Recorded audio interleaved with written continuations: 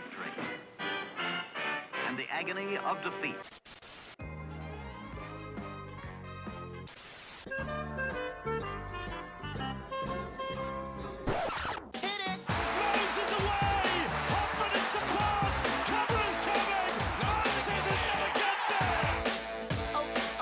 Madison, great ball around the corner, Petticini, he beats them all! Junior Polar out wide, knocked away from Trindle, Sharks coming through, none of them can hold this! Alrighty, let me just bring in our guests on my other screen here. Hello and welcome to another episode of the Tip Sheet Podcast. As always, I'm your host John, also known as 4020, and joining me today is my good mate as always, Sixties. Big fella, good to have you on board, but also we're joined by Chris Ricketts once again, so we get a third man in. It's good to have a bit of company on the news podcast, fellas. How you guys doing today? I mean, it's been a pretty dire 48 hours for the Parramatta Eels ever since Sunday, let's be frank. But you know what, talk about silver linings. I was just listening to our intro as I was going in. I was like, well, you know what? At least I don't have to remake it because there's no Dylan Brown sound clips in there. Yeah, you always got to find some sort of silver lining, mate. But look, I'm doing well, but I'm interested in getting Chris to show our viewing audience just where he's working at the moment. If you wouldn't mind, Chris. I can do that. So this is the background here. It's a little bit different to probably the Golden West of Sydney. But, yeah, I'll see if I can show a bit of the Austrian Alps. Oh, there you go. There in the Not bad, background. not bad. One of the more unique backdrops you're going to get on a rugby league podcast. Yeah, so I'll ruin that view by putting my face back on the screen. Hey, But our viewers are used to it, mate. Don't worry. Oh, look, we're really looking forward to this podcast, Chris. Not only because you did a sensational job last time you were on the podcast with us, but also because we're going to have a bit of a chat to you towards the end of the podcast about your adventures in Vegas. I know there's, what goes on in Vegas stays in Vegas, stories that you won't even share with us off camera. But really looking forward to that. Fellas, before we go any further, just a reminder, no matter what platform you're either listening to or viewing from with this podcast, if you can do a like and subscribe, that would be really, really fantastic. Let your mates, your para-supporting mates know about the podcast and the fact that we're now going live with the podcast on YouTube. That would be fantastic. Shout out to our sponsors, Star Partners Real Estate, Auburn, Narellan and Parramatta for their continued support. We should also mention Para Leagues, the home of the Eels, who support our coverage of junior rugby league in the Parramatta district, including the elite pathways football. We will also be back there on match days, home match days at Parramatta Leagues Club. You can go to Parramatta Leagues Club as the home of the Eels, whether it's home matches or away games. So keep that in mind as well this season. Get there for away games in Stirlos, but we'll be in Stirlos this year. We've still got to confirm our legend guest for this week and the time that we'll be starting, because that's often determined by the legend guest and what time that they're available. So whether we go pre-game, post-game, but we're really looking forward to being back there again this year. Being able to meet so many of you, our listeners, and now our viewers, has been tremendous over the last few years. So we really like when people come up and introduce themselves and say g'day, and we get to have a bit of a chat with people who are part of the TCT community. So, we look forward to seeing you this season. And fellas, I think that's about time to get started on this week's news podcast.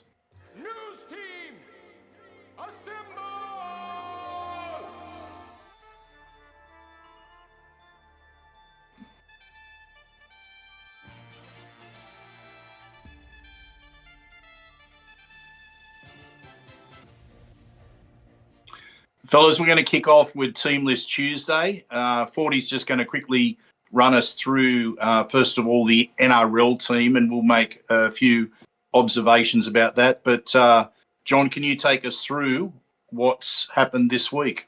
So I will shortly, and I just want to mention the reason I look so distracted on the webcam is that the media are sort of already getting their little tendrils into who the Parramatta Eels is going to be chasing to replace Dylan Brown. And we can come to this, we'll circle back to this one later, because we know there's going to be an absolute litany of articles linking us to just about every remotely healthy, two-legged, two-armed halves prospect in the country and maybe even internationally. But let's go to Teamless Tuesday, boys, because after what we saw on Sunday, there was a pretty heavy suspicion that Jason Ryles might swing the axe, and the new coach has certainly tried to impose his will on what was a very, very disappointing round one performance. So we go to the NRL team list, and there are 3 major changes. Out this week is Jake Tungor, who I suspect is injured. There is no injury report, but that bicep did not look in a good way.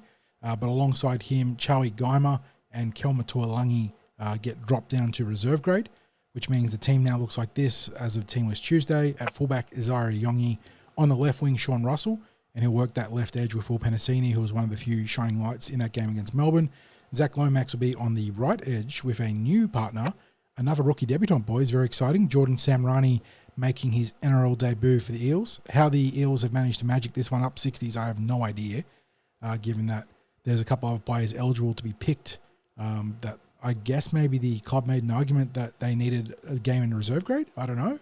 I have no idea. I would say long-term injuries last year, they might have really been able to make a case for that, and to, for the safety of the players in working their way, first game back in New South Wales Cup. So that would be my guess. Yeah, that's where I was at when I was doing Teamless Tuesday. But regardless, there's some great media from the club out there. A little vignette of Jordan calling his mum and dad. I really suggest you guys go watch it. It'd be hard to press not to think that there's a little ninja cutting onions somewhere. Seeing the response from the mum and dad there, and especially mum, who had to be strenuously convinced that Jordan was not joking when he said he was making his debut. Great stuff there. In the halves, Dylan Brown and Ronald Volkman will reprise their roles. Dean Hawkins is picked in our reserve grade 60, so maybe more fuel for that thought that the Eels sort of pleaded that Hawkins was coming in underdone. Likewise with the outside backs. In the front row, unchanged, which means Joe Ofengahi, Brendan Hands, and Junior Barlaw. Sean Lane comes into the starting back row. He'll wear number 11 this week, which means Jack Williams has swapped jerseys and probably swapped edges, right? Because Sean Lane is a left edge specialist, and Jack Williams played left but probably will go to the right this week. Jermaine Hopgood rounds out the starting pack. And then the 2 rookies last week, Riley Smith and Sam Tuivasa, hold their places on the bench, which is fantastic to see. They were, again, 2 of the few shining lights in that game against Melbourne. Matt Doorey will also be there on the bench for round 2, making it 2 caps in 2 games. And then rounding out the sort of debutant list is a club debutant in Gideon Katonga, who will come off the bench as part of that back row rotation. Extended roster, Dan Keir, Joash Papali, Wittering McGregor, Joey Lussick, and Charlie Geimer. And then when we get to the Cup, because we're probably going to have to talk about the Cup 60s, there's some big names there not taking part in either the extended roster or the NRL in general. Yeah, no, we'll have to have a look at that. But first of all, I'm going to throw to you, Chris. Players that made their debut last week hold their place. Good selections in doing that? Yeah, absolutely. I think we saw it was very interesting to see Ryles' minute split between Riley Smith and Hands. I think clearly Riley's been earmarked as the star for the future, and I mean, he played as such. You mentioned there were very few shining lights. Well, I mean, he tackled hard, he played well, good distribution from dummy half. It sort of limped off at the end, but I'm guessing that was just because he was buggered after playing 50-odd minutes on debut. But he was brilliant. Tuivasa really showed he hit the line hard, did everything you could ask of a young forward on debut. So yeah, I think they did the right thing there. I think the one that's a bit confusing to me, or I was a bit surprised at, I didn't think Charlie Geimer was so bad to warrant being dropped. That was an interesting one for me. That's probably the only shocking selection, apart from the fact that they managed to finagle Samrani into the starting lineup. I can only think that with Charlie, because I'm of the same opinion, but I can only think that either A, he wanted to get in one of the players that's come in Sean Lane and couldn't find a place for Charlie as a bench player, but I can't even make my own argument with that one there. Or secondly, there was something that came up in the video that the coaches picked up on that, us as layman supporters didn't pick up on. So you would like to think that if a player has been dropped down, that they're going to get their feedback anyway about what they can do to get back in. So, we use the cliche of "in Ryles we trust" with that one. John, Kelmer, was that the decision that had to be made? He had he had some moments in the Tigers trial defensively that were a concern. It seemed like he was removed from the field very early by Ryles. Had to come back on with the HIA injury to Williams. But it was a long way from his best performance. A long way, based on what we saw last year, where he seemed to be emerging as a real exciting prospect in the back row. And like we said, you looked at his season-end metrics last year, and defensively he was there alongside a lot of the better back rowers in the game, Crichton, Martin and company, right in that borderline 90% efficiency on his tackling rate. And then we saw, against Newcastle was fine, and then the Tigers in Melbourne was just horrific. And the one that really stood out to me, and probably what led to him getting hooked, was that alignment on Ryan Pappenhausen on the last tackle, where he took the outside shoulder, and that is just begging for someone with speed to cut back inside and cut you in half. And it was just like a fundamentally poor alignment. He got hooked shortly after that, and like you said, the Williams HIA paved the way for him to have a second chance to redeem himself, and he didn't do it. He did not do it. And in terms of Charlie Geimer, when I saw he was dropped, I immediately went to the stats and trying to point out if he was particularly abhorrent defensively, but I think it was 21 tackles, 1 missed, a few ineffective. So was as clean as anyone on the field in regards to the defense. So like you said, it might have been a case of something popping up in film, or maybe it's a horses for courses match and they like the bigger bodies in this matchup. I'm not sure. But he'll get the chance to claw his way back into NRL contention starting at lock forward in the New South Wales Cup. So I do salute Jason Ryles. It is very easy, or would have been very easy as the rookie coach, to sit on the incumbents from round one and say, you guys all get a second chance. But he's sending some pretty clear messaging here. He's somewhat hamstrung by injuries and suspensions and general unavailabilities across the roster that have prevented him from picking the full complement of players or picking from the full complement of players. But he's sent the right messages here. He's turning to the young kids. Jordan Samrani getting a chance now. It may only be for a week, given that Josh Adokar is due back next week. But a good effort here against the Tigers will certainly put him very strongly in contention in that back line should another opportunity arise. He's given Ronald Volkman a second chance. Gideon Katonga here gets a opportunity. And look, he was sort of lining up to be there in round one before the injury struck him down. But on the interchange, the two young kids that went out there in the most hostile conditions you'll ever have in round one and held their heads up high and got through a mountain of work in Riley Smith and Sam Tuivasa, they're there in round two. And that is the incredibly correct messaging to send to your young guys. If you're going to look, if you're a young bloke and you go down, you make your debut against the Storm, you're going to get a second chance, aren't you, to consolidate that against an opponent who, with respect to the Tigers, and the Tigers are probably going to be, I haven't seen the odds yet, but I would imagine they may just go in as favourites against the Eels on Sunday. But if a coach has faith that a couple of young blokes can put in the minutes that they did, especially Riley against the Storm down in Melbourne, he's not going to have any problems naming them at home against the Tigers. So now, Jordan Samrani had a tremendous preseason. He had moments during the preseason where he was filling in with the NRL team, and that was in my training report. So I'm not actually making people aware of something that I hadn't written about in the past. Very good in the air. He's a big body winger, so he's not going to be bullied on the wing. But it is his debut, and we have to bear that in mind. Chris, is this the best possible move that Jason Ryles could have made, or would you have preferred him to shuffle people around? I looked at the opening try on the weekend where Xavier Coates just seemed to soar over Jake Tongo. It looks like Tongo was about as athletic as I was coming out of Vegas trying to get up for it. And I wonder if this is a response to something like that. To your point, Jono, I think Jake might be injured, but he's obviously gone for a bit of size and a bit of athleticism.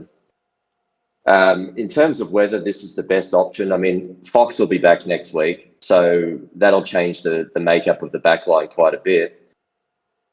Is he ahead of Arthur Miller-Stevens and Richie Penasini? I mean, 60s, you're at training, I'm not there. I can't tell you whether this is the best option or not. I would have thought all those guys were pretty much in a line in terms of you could go any which way with any of those characters right now, any of those players. Yeah, I think in terms of those players, Richie ended up getting banged up a bit in the Jersey Flegg last week, so he was given a run in that grade, and as I said, got a bit banged up. So I don't think he's being selected in any grade this week. We haven't got an injury report or anything on him yet. As far as the other wingers is concerned, Hayes Dunster's playing his first match in a long time, and Arthur. Artie played some of the trials, but he was also out for all of last year. So I think they'll have a plan that those players will have to play a number of games in New South Wales Cup before they consider them for selection. And I think they would have been able to make that case for saying to the NRL, look, we can't select Hayes Dunster. He's been out for too long. We can't select Arthur Miller-Stephen. Similar reason, give us a couple of weeks before before they're ready, they're right from their rehab. That would be the way I think the conversation of the application would have gone. So in that regard, I think it's the best option with Jordan. He didn't look out of place at training at the end of the NRL back line. In fact, he looked really good outside of Zach Lomax. Really good. But, of course, that's training scrimmages. Very tall right edge suddenly, isn't it? Oh, absolutely. So I think there's an element of excitement about him making his debut because he's going to be top 30 next year. So he is part of the plan, exactly. Like he is there in the vision. Yes, absolutely. And the thing is, I mean, it's interesting because to me, he was a centre / back rower. Like he's got that sort of frame where he's going to play slightly in, rather than right out on the wing. But if you're looking for someone who's a big-bodied player, decent speed, good in the air, and with a pretty good mentor inside him in Zach Lomax, who's going to talk to him through the game. And if you've seen Zach in action at training, he's really good at helping the younger players with their craft.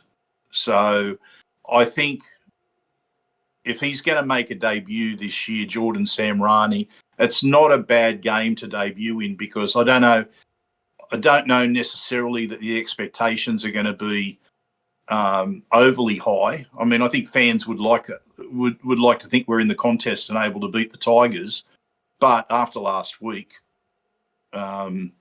he's getting his opportunity, and as I said, getting it next to a pretty good player. So, John, anything else from the team list that grabs your eye before we dive into what's happening in New South Wales Cup? Because as you mentioned, there are some big names down there in that grade. No, I feel like it's pretty straightforward, isn't it? Bench composition's interesting because we are probably, I wouldn't say we're light, because Big Sam Tuivasa is probably among the bigger boys in the competition, but Matt Dury is his complement there through the middle, and so you sort of got the short and mobile and then big and tall funder there, and be interesting to see how the Eels handle that second rotation against the Tigers with Royce Hunt and Sione Fainu there. But yeah, I was a little bit surprised to see Volkman in over Hawkins from a pure roster mandate sort of thing, but clearly the Eels have managed to argue that Hawkins would need some time in the Cup, at least one game to get under his belt. And beyond that, I can't be too upset that the change is done, except the only one I'm left scratching my head at is Geimer. But I'm not going to sit here and say I know better than Jason Ryles and the rest of the brains trust there in Brown, Nathan Brown, Sam Mower, and Wisemantle, because there's clearly a reason why he would be back in Cup. Yeah. Okay. So when we dive now into the New South Wales Cup, we're going to have a lot of familiar names in the forwards, and we're already going into the depth chart in the back line, like really deep in the depth chart. What a contrast, isn't it? Perhaps the single most experienced forward pack you will ever see in the New South Wales Cup in terms of NRL caps, as the Eels take on the Magpies in this one at Sunday. Bearing in mind, we do need to talk about this, boys. 3 senior games of football, or 2.5 because Flegg is still a closed age bracket, but it still counts halfway senior football. Eels playing West Tigers in all 3 grades. They're played at 3 different times. 3 different times makes sense, but they're played at 3 different venues on 2 different days. Like, what's going on? Just an absolute nightmare as a fan. But in this grade, Josh Papali gets his first run of the season proper at fullback, with Hayes Dunster, who mentioned is back 60s. He's on one wing, Artie Miller-Stephen on the other. So there's some top 30 players there, but then you go to Samuel Luizu and Alfred Smalley in the centres. So really skinny in the centres right now with that injury to Richard Penasini. And then obviously no Bailey Simonson, no Josh Adokar for at least 1 or 2 or so weeks, depending on which player you're talking about there. Josh Lynn and Dean Hawkins will be the first choice halves pairing in the first game for the Cup team. Real Greg and Ryan Madison, your starting bookends. Joey Lussick is a starting dummy half. Kelma Tuolangi and Bryce Cartwright are on the edges. Charlie Geimer, as I mentioned earlier, is at lock forward. And then on the interchange, probably the most exciting part of his team 60s, which is funny to say given how much NRL experience is in the pack, but Manny Luke, the dummy half utility, but then a trio of players I really hope can make a name for themselves in the coming weeks, and Will Latu, Brock Parker, and Tony Mattielli. The roster is in a state of flux 60s after what we saw against the Melbourne Storm. And I'm not saying that those 3 players are going to be pushing for NRL debuts anytime soon, but they can make an impression in the coming month. If they can really start hot and put some pressure on their more senior players, Jason Ryles has already shown that he will swing the hammer or swing the axe if people aren't performing, and will look to a young guy to make a debut. Yeah, absolutely. Chris, looking at that New South Wales Cup team, what jumps out at you? Jono articulated it. I mean, that back row, or that forward pack where you've got Madison, Cartwright, Tuolangi, basically Wiremu, Greg, all these guys have been regulars in first grade for anywhere between sort of 2 and 8 years, 9 years in some of their cases. In Maddo's case, I'm surprised, given how many problems we had in the middle last week, that some of these guys haven't been parachuted into first grade. So I'm curious to see what Ryles' sort of plan is there. I mean, it sends a very clear message, doesn't it, that you got to earn your place. And so someone like Madison, who's on reportedly around 600 grand, maybe more, depending on who you ask, playing Reggie's when the first grade team was run off the park last week. It's interesting to say the least, I would say. That really jumps off the page to me. Yeah, and especially when you're talking about Maddo, who already this year activated his clause for next year. So took up that option to say, yeah, I'm sticking around next year. And look, I guess I'm thinking maybe it's a reflection of that maybe he's not quite right, in terms of his injury. So rather than being a disruption to the NRL team, he's been named with New South Wales Cup. And look, it's not necessarily going to be a surprise to me if someone like Tony Mattielli doesn't start in the front row in his place there. So the questions that I keep receiving from TCT readers, listeners, people who follow on the socials, it's incessant, this questioning. What's happening with Cardi? He barely made an appearance in the trials. Wasn't named on the extended reserve bench in either of these first 2 weeks. I think it's just a matter of, it looks like he's really fallen down the pecking order in terms of Jason Ryles' preference, because, as you mentioned, he's got the experience. He was always a favourite player of mine simply because he has a skill set that is unequalled across the across the roster. It's when I say unequaled, I mean it's just different to everyone else.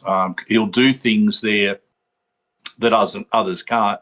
But of course, if you're a ball player of that nature, you've got an error in you, and maybe it's that Jason Ryles doesn't want those types of errors happening. And I guess in that trial, was it the first week or the second week? I'm trying to remember, where he threw the pass and it just went to nobody. And he just didn't get too much game time after that. But yes, really a loaded pack there. And yet in contrast, we're going down to players who will probably be in the Ron Massey Cup roster playing in the centres. So, an indication of where the injuries are in the Eels lineup at the moment. John, what have we got? Have we got anything happening with questions from our viewers? Yeah, we've got a few things going on down there. Beta Soy Chad, spicy name there, talked about the Tigers missing 51 tackles on top of our own defensive efforts, which points towards a game of touch football on the weekend. And I said back to him in the chat saying that the team that remembers how to tackle first will definitely go a long way towards winning. Drew asked us about Samarani's defense, obviously a pretty key aspect of his game given what we saw on the weekend, fellas. He's big and he's mobile for his size, but in terms of agility, that could be a weakness. 60s. I thought he was pretty good defensively in the preseason, but the preseason is a different beast to the NRL. Yeah, I thought he was really good in the preseason trial. I thought he was also quite good in what I saw throughout the preseason itself with all the work they were doing in defence. But then again, I thought the team as a whole was looking better in what they were doing in defence with all the work on technique and systems and what have you. And what do you know? You get to the first half of the first game and out the window it goes. And that's probably the frustrating thing, fellas, is, and I wrote about this today, that there was nothing in evidence from what they'd been working on, not a thing. And I think surely a lot of that comes down to just zero energy that was out there on the field, and that's probably something that supporters find unacceptable. Supporters were probably resigned to the fact that they were going to be pushing it uphill on Sunday, like really were, because, you know, the reality is you've got the premiership favourites at home with a first round record that is insane, and they're playing against a team that had 9 players unavailable for selection. And you go, well, including the captain and current Australian half, and you just go, well, if ever there's a time you'd like to play Parramatta, it's first round here. But as supporters, we expect they're going to pull on the blue and gold, and they're just going to bust their ass. And especially, there should be no problem busting your ass in the first half of the first game of the season. We were wrong. It was a problem. And we know it was hot down there, but the other team didn't have a problem with it. And we didn't have as much of a problem in the second half. So something was going on between the ears. And that's probably the part of that we'd like to see fixed this week. And we'll talk more about that in the preview podcast. But a couple more quick ones from chat before we move on. Jason Newman asked what's happening with Luca. 60s, he doesn't feature on the injury report. He's not in the New South Wales Cup this week. We suspect he's injured, but we do not have the details to share right now, do we? No. There is an injury. I don't like to talk about injuries, but I'm sure the Eels will put some details up soon. So I think the injury report will drop tomorrow or something like that, and he should be part of it. Yeah. He's not available for selection. They'll drop an injury report and they'll let you know how many weeks he's out for. So we have to leave it at that. I don't like to jump in and reveal information before the club does. So, yeah. And then last bit there is a bit more banter from chat saying it looks like, to paraphrase from Ben, it looks like that Kevin Owens and Chopper Reed have been joined by Mr. G from Summer Heights High. So Chris, with the sweater on, you're getting the Summer Heights High treatment there, mate. I'm not quite sure how I look like. Yeah. I'm not quite sure how I look like Unky Chop Chop But we've got to get you with the aviators on, mate. And then I think, although he hasn't got the completed goatee right, he's just got the handlebars going down there. Yeah. Well, look, I have grown the handlebars for Movember in the past, so maybe that's the. Maybe I'll do that as a treat one week. I'll just shave off the rest of the goatee and have the handlebar there. John, can you quickly go through, and we can say quickly because it wasn't a complete team list with the jersey flag. Second week running. Yeah, but if you can go through that, that'd be great. They were missing 3 players last week. It's only 2 players this week though, 60. So we're getting there. Oh, we're moving up. Improving. We're improving. Taking on the West Tigers out at provisionally at New Era Stadium at 1 o'clock on Saturday. Although I've heard some conflicting mail from my footy mates saying that they've been advised it was at Ringrose. So I'll have to wait and see what's happening there. But right now it's to be announced that both winger and on one of the wings. Sorry, fullback on one of the wings, not winger on one of the wings. But speaking of wingers, Bradley Avery in the 5 with Antioch Faitala Mariner and Araz Namva kicking inside from wing to centre because of that injury to Richard Penasini.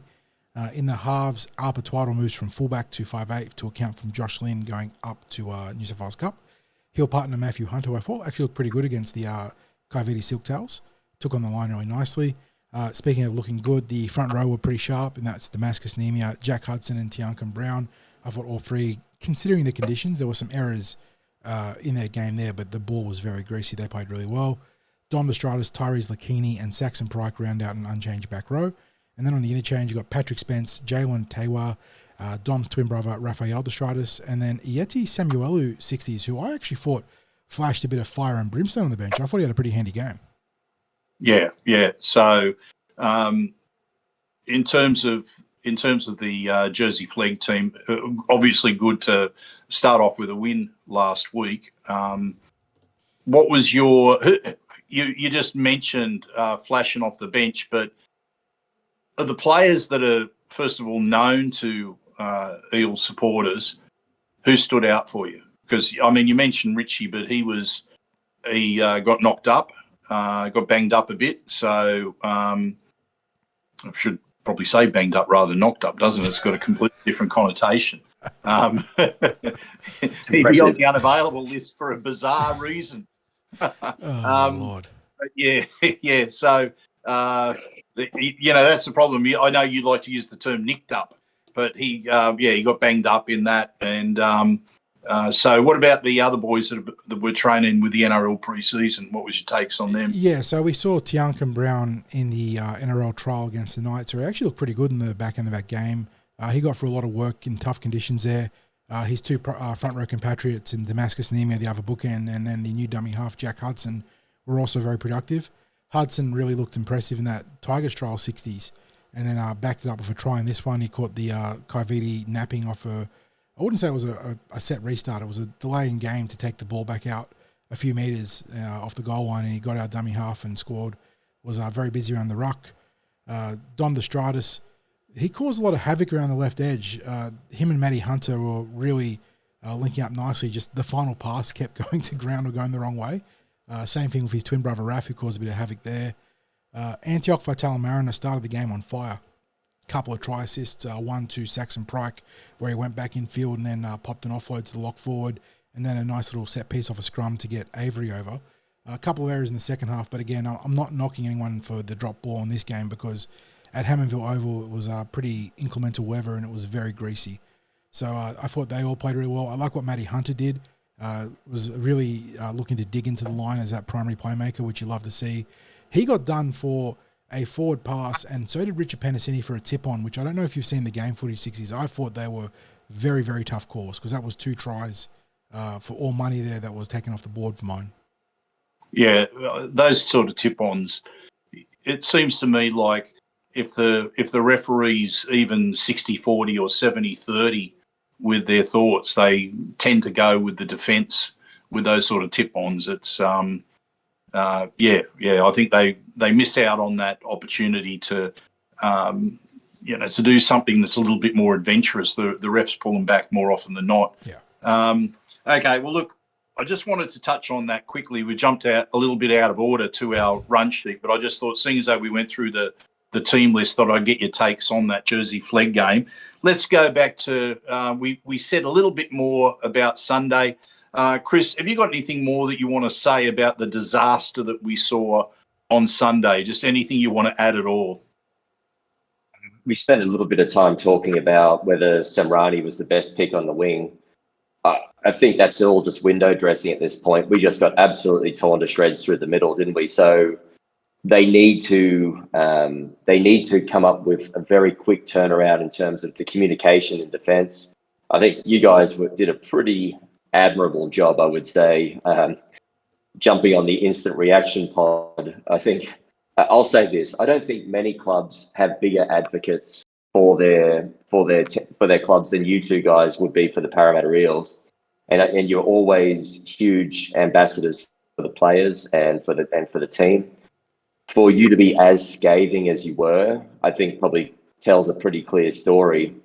I think you can, the result is one thing, but it was the lack of effort and communication and those sort of things that really were concerning. I mean, to be down by 40 points at halftime, I had some of my mates sending me, Elwood Park 91-6, 1935 type data coming over to see whether that was a threat, like the early Canterbury Bankstown days.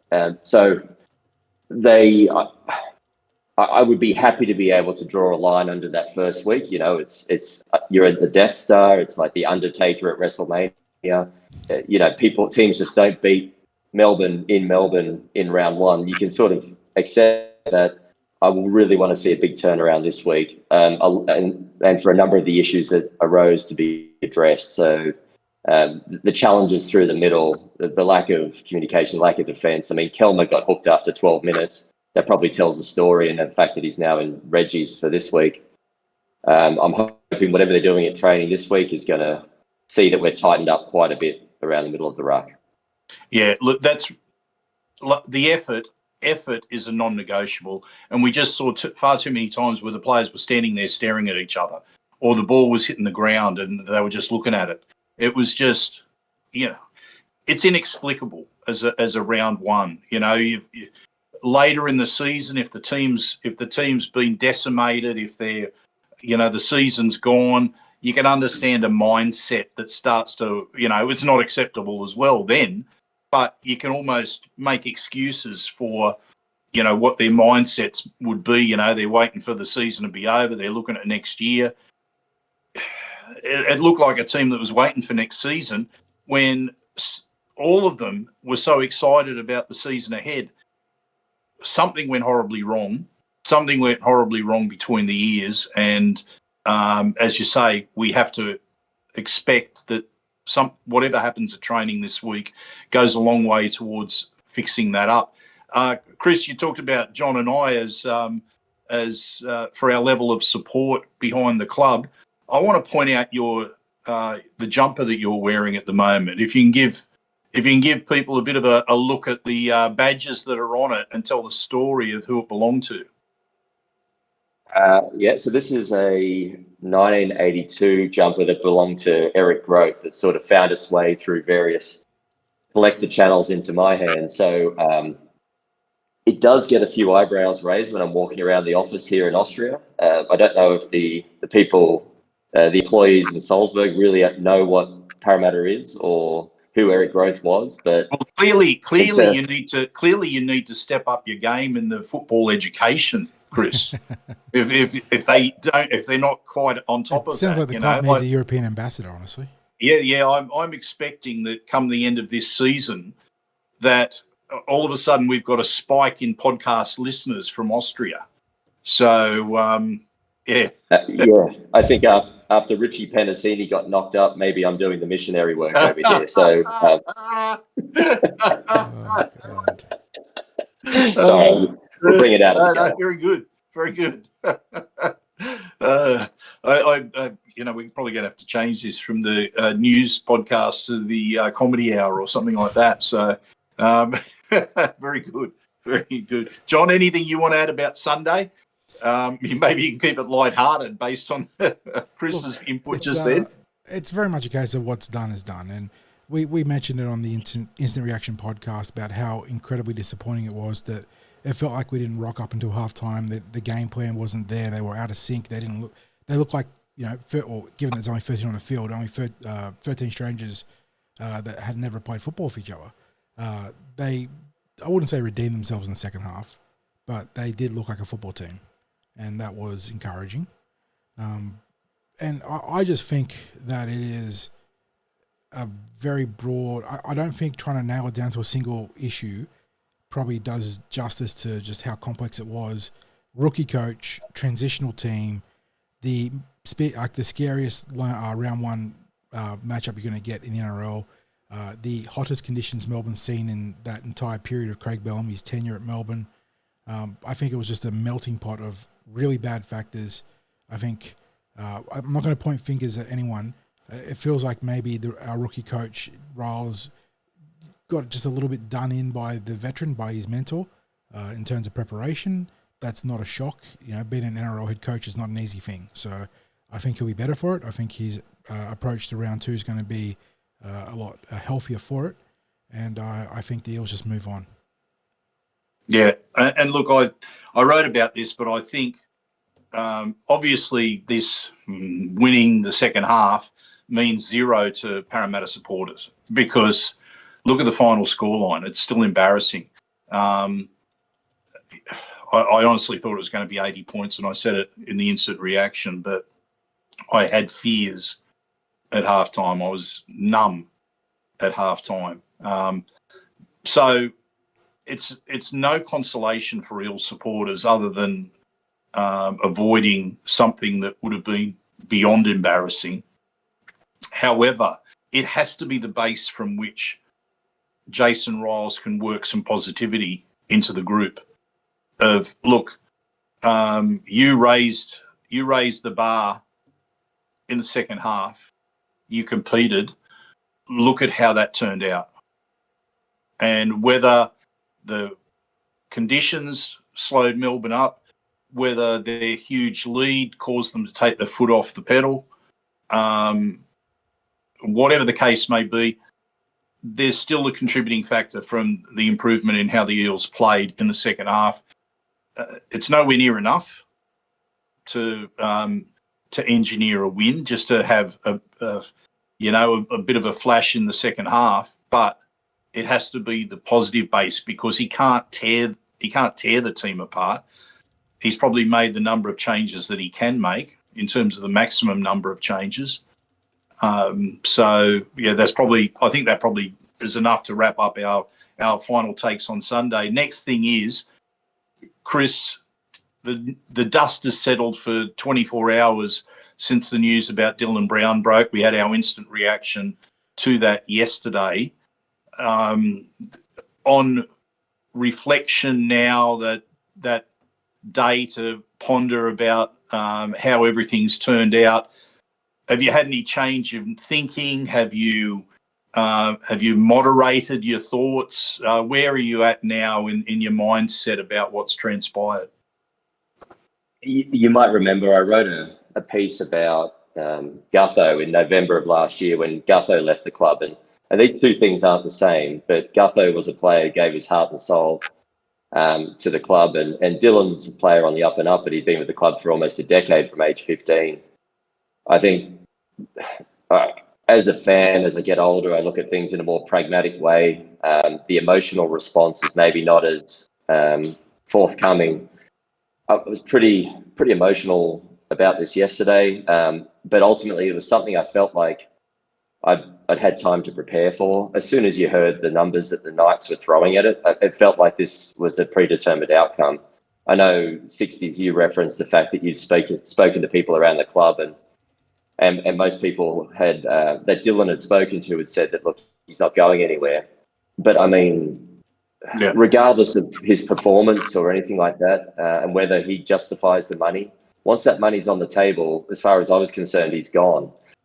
So I think that they have to be ready now to be able to pivot, because they've just invested heavily in the best halfback we've had since Peter Sterling, in Mitchell Moses, and a guy who's in his prime, I would say.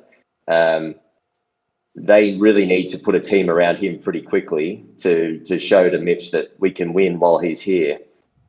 This year is going to be really tough because it was already going to be a transitional year. And then I did listen to the podcast from yesterday from both of you guys, and John was mentioning the fact that every single news outlet's going to be clickbaiting about who Parramatta's going to sign. Lockie Galvin being the obvious one, but the one thing I would say is this I'll just say one thing for Parramatta fans. We have seen clubs with the ability to pivot quickly, and you don't know when the next opportunity is going to be available to pick up a player. I don't think Manly would have expected Luke Brooks to be shaken loose and to be able to pick him up for unders a couple of years ago, but then Luke Brooks has complemented Cherry Evans pretty nicely over there. You don't know what's available, and you don't know what's going to be available in the next signing window. We do have juniors coming through. It's such a delicate balancing act. I know you referenced Lorenzo and Lincoln Fletcher playing ball this year. How do you balance trying to bring those guys through if you want to win now? Because their timeline just doesn't line up with Mitch Moses too well. If those guys are ready for top grade in 2 or 3 seasons' time and Mitch is towards the back end of his contract, I don't know how they manage all that.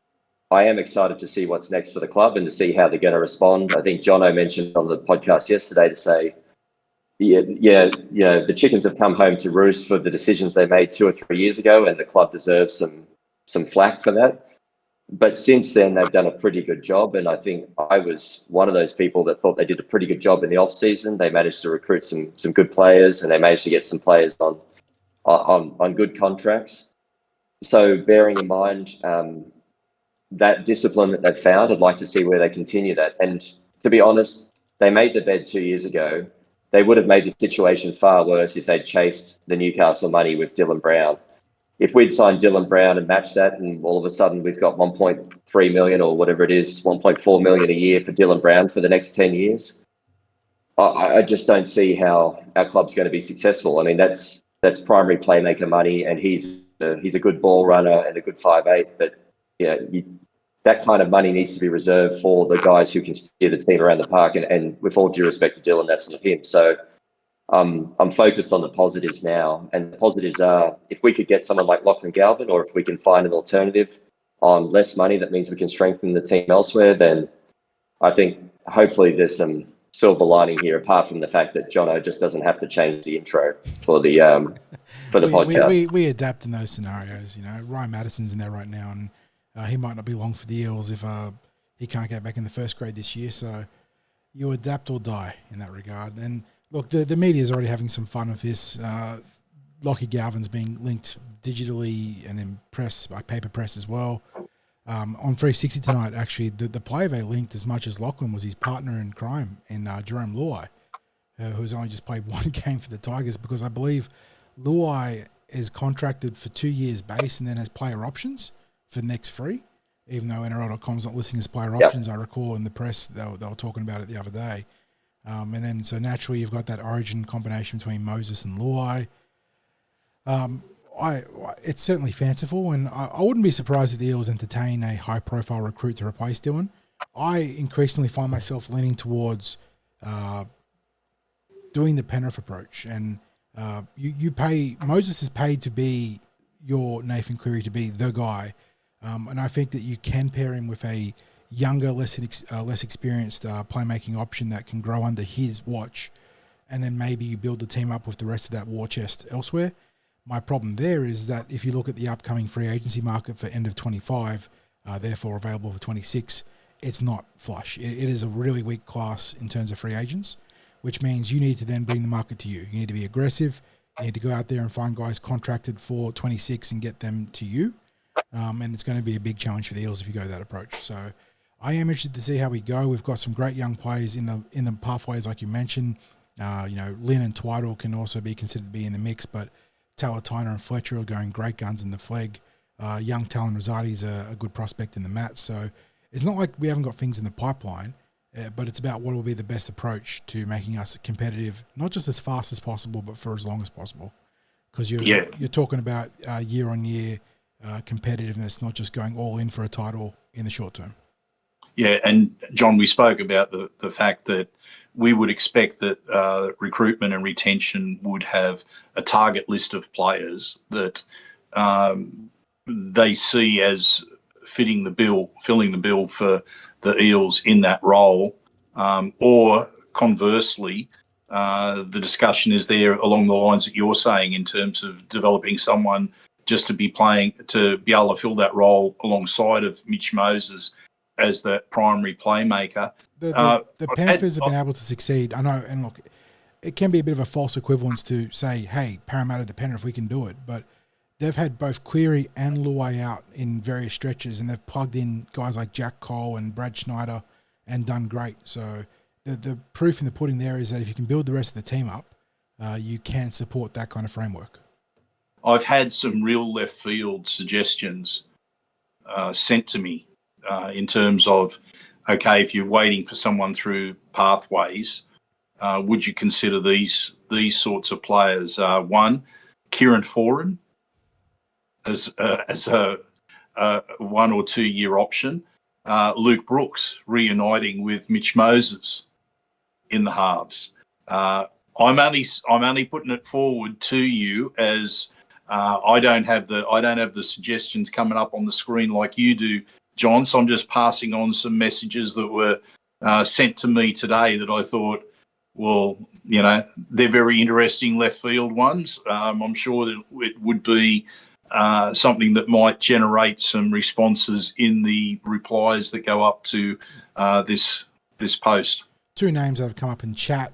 One will be a little bit controversial, and we'll go to him secondly, but Ben Johnson talks, it's a low chance he admits, but what about Joey Manu? We know you're a big fan, 60s, and you're probably not going to find a better impact player coming in mid-season.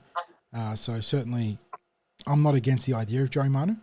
I'd lose the plot if we recruited Joey Manu, John, because you know how long I've been banging on about them throwing the checkbook at Joey Manu in the past. Yeah, I would lose the plot, absolutely. And the more controversial one that came up, let me just scroll up chat because I set a reminder to get there, but Dave talks about, and this is very topical, Taylor May I'll use the word exonerated because I'll get to the technicalities there. Freshly exonerated, I believe, yesterday. PVL has said that he is now free to play, free to return. The Tigers have been linked heavily to him because of Terrell May's presence on their roster, but the Eels still looking for outside back options should they consider him. And Dave does mention that he has a very questionable character. And I will say that when I saw the initial headline, my approach was, if he's been found not guilty, I'm okay with the Eels considering him and bringing him on board because he is a super talent in the back line. But then when I looked into the actual details of the article, he was found not guilty on a procedural clause, not an actual evidential clause. The accusers, or the people that were involved in the receiving end of the alleged domestic violence, never turned up to court, and the judge throughout the case didn't allow continuance for the prosecution side, for the state side, to plead their case. So he was found not guilty on that clause. So it was a procedural based decision. And then the actual evidence that was presented in that article was still pretty dark, and I'm not sure if I'm comfortable with that. Yeah, no, I'm sure a lot of the supporters would be, Chris. Yeah, and also he's not a 5'8", which probably makes this discussion null and void there. I mean, whether we want to recruit him to play in the centres, maybe, but yeah, I mean, Taylor May's an outside back, thankfully, so I wouldn't want to touch him. I'd be more inclined to try and get Bevan French back from the UK if I was going to be going left field with a recruitment. Yeah, that actually, I'm glad that you mentioned that, because that was another suggestion that was sent to me as well, because he made that transition to the, what do they call it over there, the standoff position. Standoff. That's an old union term, yeah. Yep. So he's been dynamic over there. Obviously, it's a different level of football playing over in the English Super League, but given his experience in the NRL, we know how dynamic Bevan was out on the wing and at fullback. His game sense has changed. His skill set's changed for the better. Well, he's added to his game, rather than change for the better. He's added to his game. So, yeah, he'd actually be one that would be interesting if they were looking at him as a shorter-term prospect because, if for any reason he wanted to come back for a couple of years, he could probably come and do a few years in the NRL and then go back to the English Super League again after that, such as the longevity of the careers over there. Look, John, we're going to very quickly touch on the junior rep results. Chris, I don't know if you got to watch any of the live streams of the junior reps over the weekend. I followed the live report on the Cumberland Throw website, a reputable website. Yeah, beautiful. I didn't follow the stream though. Well, we often get the try scorers a little bit more correct than what New South Wales Rugby League does because I always double check the video rather than just going off their matches with their list of try scorers when I'm writing up a report for the Eels official site. And it's amazing the number of times they will list someone scoring and I'll watch the tape back over and it's like, no, I got it right. Or John got it right in the call. It was definitely this player. It wasn't who New South Wales Rugby League said it was. But anyway, just quickly going over the scores. Lisa Fiola, they maintained their undefeated record. They demolished the Panthers 46-0. And they're really going from strength to strength. I don't know whether you saw the highlights. Any of our viewers, listeners saw the highlights. But Freedom Crichton Rapati scored a try in the corner that any NRL winger would be proud of. Yeah, she's like having her some grounding, season. She's having a heck of a season. That one-handed diving to ground the ball before the sideline, right inside the corner post.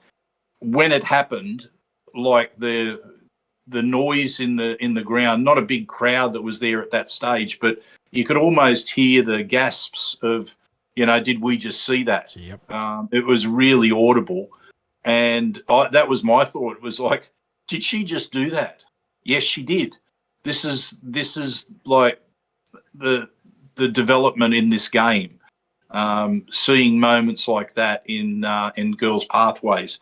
Unfortunately, the Tasha Gale team really struggled. And I would have said that the area of their game that was the greatest concern for me was their last tackle options in that game. Their attack just wasn't happening. And they fell to the Panthers 20-14.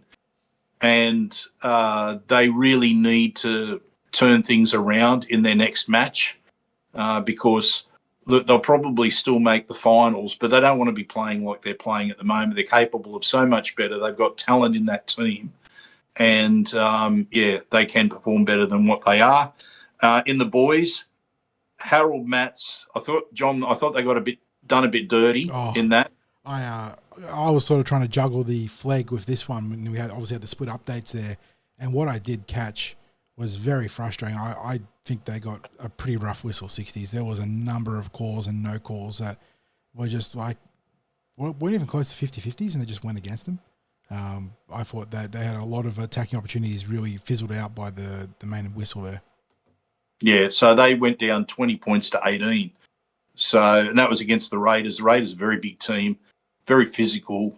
It was edge of the seat stuff, and I think the Raiders scored with about 6 minutes to go to take the lead. And as I said, there just wasn't any 50-50 calls that went the Eels' way. I guess that's football as well. And the referees at this level, they're learning their craft as well. Yeah. So these sorts of things happen, and if you ever listen to the feed that of the input to each other with the referees, they work towards supporting each other on the field with their decisions and what have you, as you'd expect a team of referees. So they're getting all that sort of training in getting it right, but they're rookies. Like the players are rookies and younger players. So those sorts of things happen. The SG Ball remain undefeated and now sit alone at the top of the table. The team that's 40 calls the Cardiac Kids. This time they were playing another undefeated team in the Raiders and produced their best football of the season to run out 30 to 18 winners. This was a pulsating contest. The Eels won by 2 tries, but it doesn't really tell the story at the end. It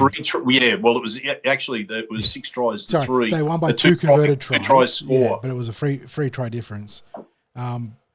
Canberra were a very big and physical team. Their lock forward, Jays Tuagamala, was a huge unit, big mobile fella. They threw a lot at the Parramatta Eels. But if any game, look, and you don't want to get ahead of yourself because there are still 3 rounds to play and then the finals are a completely different beast. But this was the game where I feel like the Eels really stamped their premiership credentials, and it came down to a mistake they made, 60s. And I'm not going to blame Anders Johansson for getting Symbian because it was a very tough but correct call where, as you so want to see these days, on that sweep play, I think it was a fullback for Canberra or one of the halves, he felt like essentially was falling to the ground on the sweep, and Anders is he's a big, tall lump in the centres. He is a big fella. And he got him high, but not through any intent. It was just a case of pushing up, and the guy falls or stumbles, and he gets him high, and he got put in the bin. And that was with the game, I think, balanced precariously at that point. Canberra were well within contention to come back and get to the lead, and instead the Eels just took the game away from him. Lorenzo Talatona danced through half their team to score under the post, and I'm pretty certain he didn't hold back in letting the Raiders find out what he knew about him. But Dom Ferrugia scored a really tough double. Could have been a hat-trick, 60s. We spoke about this on the phone during the game. Yeah. Well, like, did he get in? Or was he in? And I could not tell. I thought he was in, but I give the touch judge a benefit of the doubt. There was some Raiders supporters sitting just behind me, and when it was not awarded, there was a discussion between this group of Raiders supporters going, I thought he got it down. Yeah, I thought he stayed in the field of play. He definitely got it down. There was, for context, he's on the right sideline, got very little space to work through, but he powers for his opposite number. And I thought he kept his foot just in the field of play and got the ball down, but the touch judge ruled that he put his foot on the line. I don't think you can't criticise the call. No, I don't think it was an outrageously bad call. It was just one of those ones that could have gone either way. But credit to Dom, I thought he played really tough in this one. And those 2 tries were obviously crucial. The play of that, Lorenzo again had a great game. Lincoln Fletcher again, very good. No surprises there.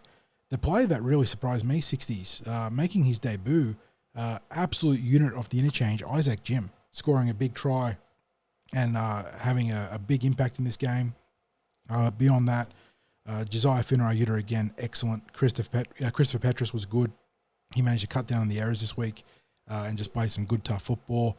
Lockie Konakis is really starting to warm into his best form of the season now. So the Eels they're coming together really nicely, 60s. And they're not even anywhere near full strength because Mason Ong's not there, and he was an outstanding player for them in week 1. They've had Bo Lucian drop out this week. Elijah Shane Tapau starting in the front row, doing a good job to replace him. I believe in the centres they're missing young Vella, Lockie Vella, and Corey Lee's come and done a good job, but they're missing guys, and the next man up is just coming in and just getting the job done. So full credit to everyone involved there. They're doing so well. Yeah, they look like the real deal. The only thing, one thing that I just wanted to point out with that team is you were talking about the players that had a great game, and you mentioned big Isaac Jim with his standout performance. Unless people have seen him, he's a big unit, and he's also got the mullet going. Yeah, and I'm pretty sure he was because I didn't have a team list when in covering the trials, but there was someone that looked suspiciously like him in the trial, who was near impossible to stop in that, and got a foot injury, I think, from memory. And next time I saw him, he was in the moon boot, and Isaac Jim, I'm pretty sure, wasn't named in the SG Ball squad list when it first came out. I could be wrong, John, but I would have thought I might have remembered that or related his name to the fellow in the trial, because I think we had a bit of a heads up as to who he was and where he came from at the time. I'd have to go back through the notes to check on that and the replies to the trial blog, but I don't recall. I just don't recall his name in the squad list, but maybe it is there.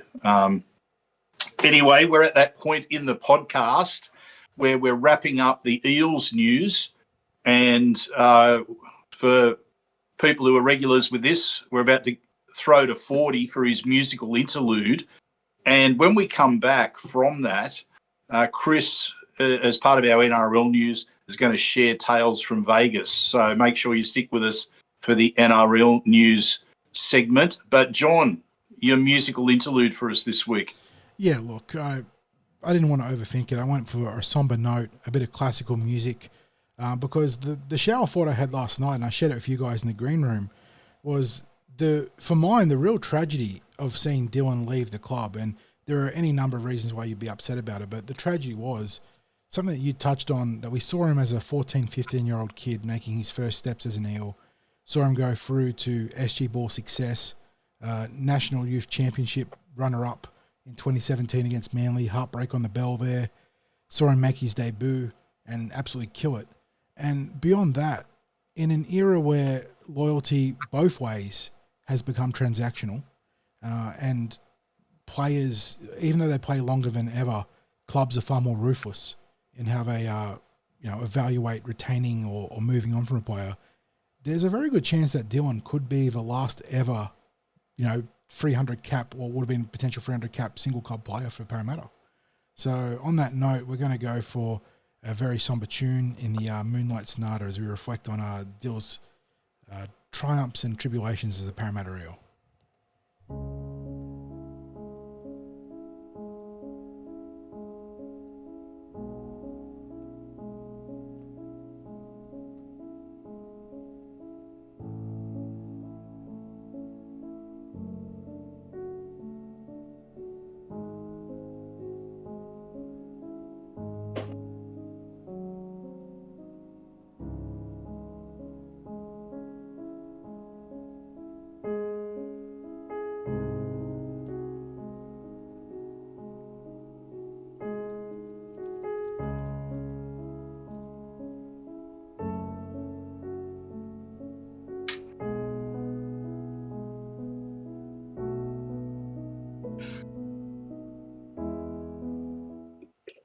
Of course, Ludwig van Beethoven, one of the great composers, and I don't know. I had to dry the eyes there, mate. I had to dry the eyes. It seemed to me that would have been music that would be piped through the offices in Austria, something like that. Well, if I wasn't depressed before this, I am now. Thanks a lot, John. It hasn't helped the mood at all. I'm not sure about your selection this week, John. Okay, let's head into the NRL news. Let's just do a quick take from the opposite side of things. The Knights. Chris, was it great wisdom that they've shown in signing Dill, or is it a lack thereof? I've been talking to a lot of my mates about this, and this is one of those rare signings where I feel like it hurts both clubs. So Parramatta will find it very difficult to replace Dylan in the short term. We've just obviously hypothesised about some of the options there, but this is going to destroy Newcastle's cap for the next 10 years. I think they're going to be paying $3 million combined to Dylan and Kalen Ponga. Neither of who are known for creative play. They're not going to set up. They're not going to make others better around them. Typically, they need someone to do that for them. I think this is an absolutely insane signing from Newcastle, and I say that with Dylan is a great complementary piece if you have an organizer with him, but to spend 13 to 14 million bucks over the next decade, I guarantee you that this contract will age horrifically, and that Newcastle, I doubt he sees this out. I think Newcastle will find a way to get out of this in probably 5 or 6 years, and they'll maybe have a major payout. Or I don't know. It could be a Tamalolo type situation where you've got the guy that you don't want on the books, and they're there for an eternity.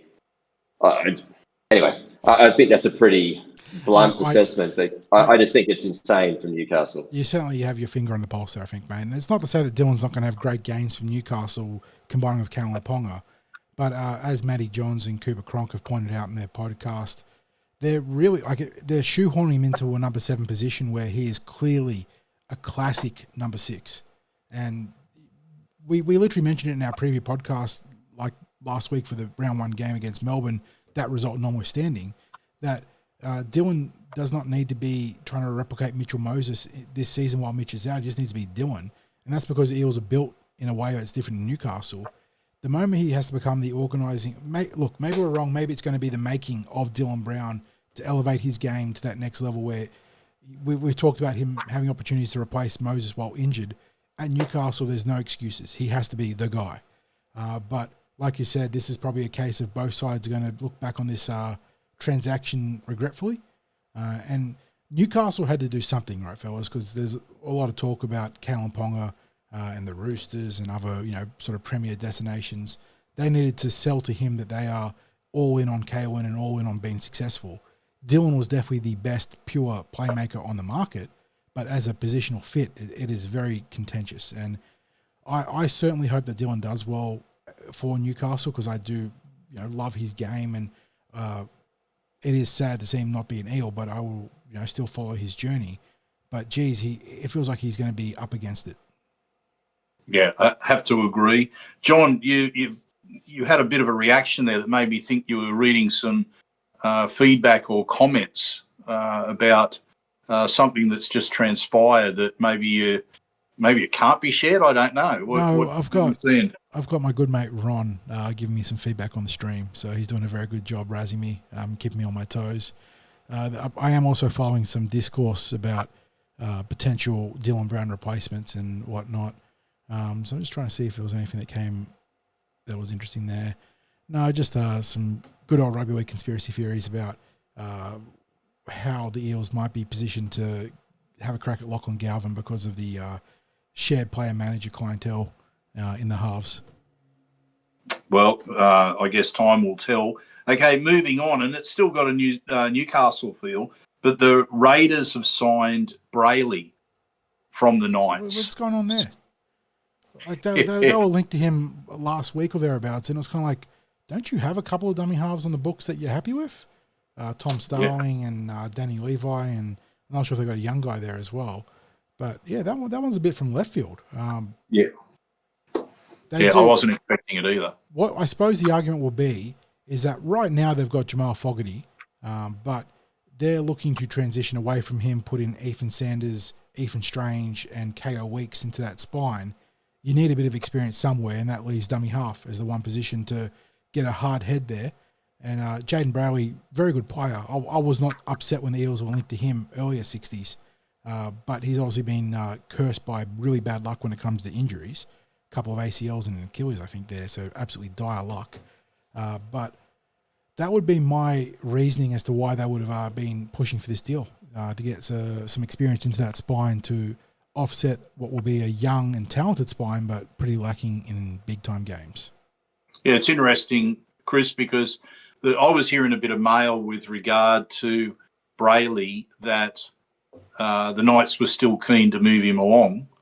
And, if Parramatta wants to step in, it'll probably happen this time. It didn't happen before, but, he's a Raider now. I think this is a really good example of why fans shouldn't be too disheartened by the Dylan Brown news. I think 3 or 4 months ago, most Parramatta fans were pretty keen to see the club step in and sign a reputable half like a Brayley to replace to fill the void that was left by Reid Marnie. And then, someone like Riley Smith comes into training, and Sixties, you talked about his Broncos effort where he basically lapped the field, and he's come through, impressed everyone in the trials. And now I suspect that he's going to be the premier hooker by the end of the season. So you don't always know where the next thing is coming from, is my point. And Brayley would have been a great option. I suppose he's a player I've liked as well, but you would have had to pay him more money. You would have had less years with him. The injury history is real. So it's not always it's not always a good thing to take the first guy that becomes available on the market. And Ryles has clearly got a bit of a youth policy at the moment. Some of these guys coming through, I think it's worth waiting to see what we have. If you're going to, and we're talking about Dylan again, but if you are going to replace, I don't mind Jono's theory that you get someone who's a 1 or 2 year option until some of the younger guys are ready. That could be potentially 8 to 10 year options. So, yeah, I don't hate it for Canberra, but I'm also pretty, it gives me hope in our current circumstances, given we've just lost our 5'8". It's interesting you mentioned Riley Smith there. You may or may not believe this, but I actually downplayed what I thought of his pre-season. I didn't want to overhype him, and yet, people picked up that I was seeing something out of Riley that was going to get attention, and then of course, anyone that went to open training sessions saw that for themselves, and then the trials. So as you say, opportunity. Like sometimes a player becoming a first grade player, talent is a big part of it. Application, effort, attitude, willingness to make sacrifices, a huge part of it. And then you've got that component of luck and opportunity. And sometimes it's just a matter of a player being given that opportunity to show what they've got, and then you've got a first grade player. So, John, you got something you want to share? Oh, just people enjoying your baseball shirt, mate. I've got some feedback. They love the big, bold, open chest. Well, yeah. You want me to nude up or something? You don't want that, believe me. Hang on, I'll do the top button up. How's that? It is quite humid, It's it is. No, I don't blame you. I'm just getting the feedback from the fellas. They're enjoying the eye candy they're saying. Oh, mate, I'm a bit worried. I'm a bit worried about. I'm more than worried about our viewer base. Yeah. I don't think I'll be wearing this at games, mate. That'll be, that could cause me some problems at this rate. Okay, so we move on. Deck chairs being shifted. Yes. You spoke to me about this afternoon, John, about there's a potential sort of movement and swap, and it involves, I've got to read this out, that Ravalawa could end up at South, which then could, and we could also end up with Clemmer going to the Dragons, which might then precipitate Molo going to the Roosters. Yeah, so there was reported today that there's a little bit of a love triangle plus the Tigers because of Clemmer involved there. And yeah, it looks like South Sydney and Wayne are targeting Mikhaili Ravalawa to bolster their back line, which would then lead to, I don't know how it leads. I suppose it means, I was trying to think how it leads to the Tigers releasing Clemmer, but I think they're just happy to release Clemmer, and then that would give the Dragons the cap space to sign a forward to bolster their forward pack. And then you got another disgruntled player then, Francis Molo, who goes to the Roosters to replace Terrell May, I guess, in what is looking like an increasingly bizarre decision. There has to be something more to that we have no idea about. But yeah, so look, I wouldn't say that they're nothing transactions, but it's interesting seeing those sort of movement, or that sort of movement in the player market so early. And I suppose it speaks to how unknown the midfield is after the likes of, well, especially Melbourne and Penrith, but I think the Broncos look like they could be back to being premiership contenders, and then the Sharks look pretty reasonable against Penrith in competition. And then I know everyone's on Manly saying how hot they looked against the Cowboys, but Manly have always been good for a couple of tune-ups a season and then sort of falling back into the midfield. So I don't know, it just feels like there is a great nebulous unknown in the NRL right now, and I think a lot of teams are trying to be on the front foot and trying to bolster ranks as fast as possible to keep in touch or gain ground as they can in these early rounds. Yeah, it's a strange one, Chris, and you may not have heard some of the bizarre stories that have been coming out, but There was one which I think it was James Hooper reported on the weekend about Clemmer being sent home from Tigers training because he was training, this is, the quote, that he was training too hard and that he was tackling too hard in the scrimmages. So they told him, you can go home. Now, that to me sounds like an absolute crock of, I could imagine them sending him home because they just didn't want him training there anymore. But, sending a player home because he trained too hard just sounds ridiculous to me. But this is what you get when it's like the old silly season, but it's actually happening during the season itself. I think my point on this would be two points. Firstly, I hope that Flano's got wheelchair access at the ground, because his recruitment policy definitely seems to skew old, and he's definitely not getting peak David Clemmer.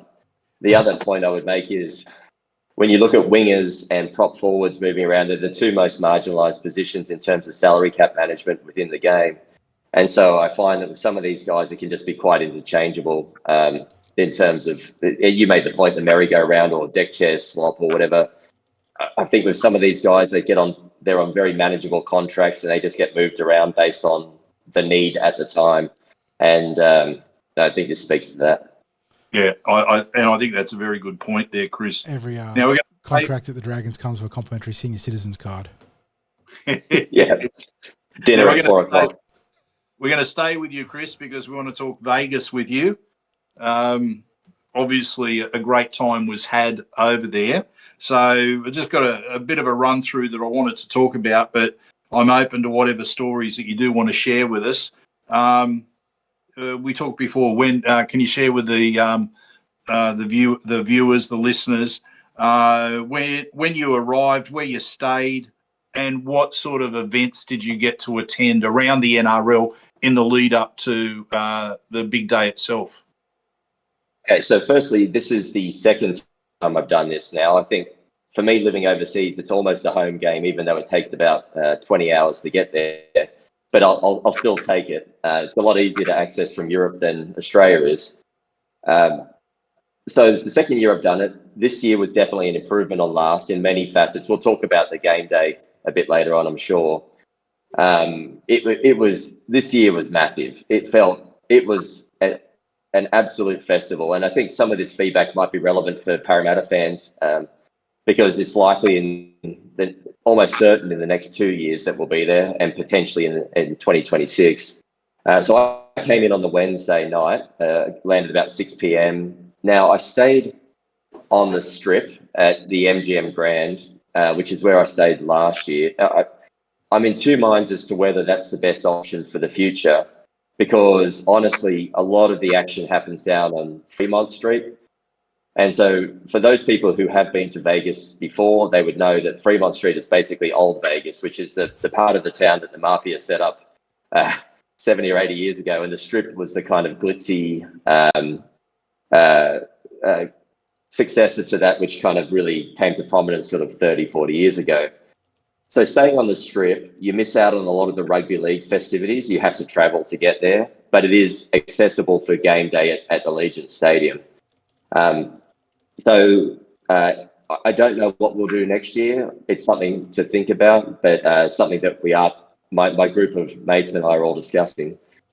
In terms of the footy events, we went down to Fremont Street, and that place was just a sea of rugby league fandom. It was just absolutely incredible.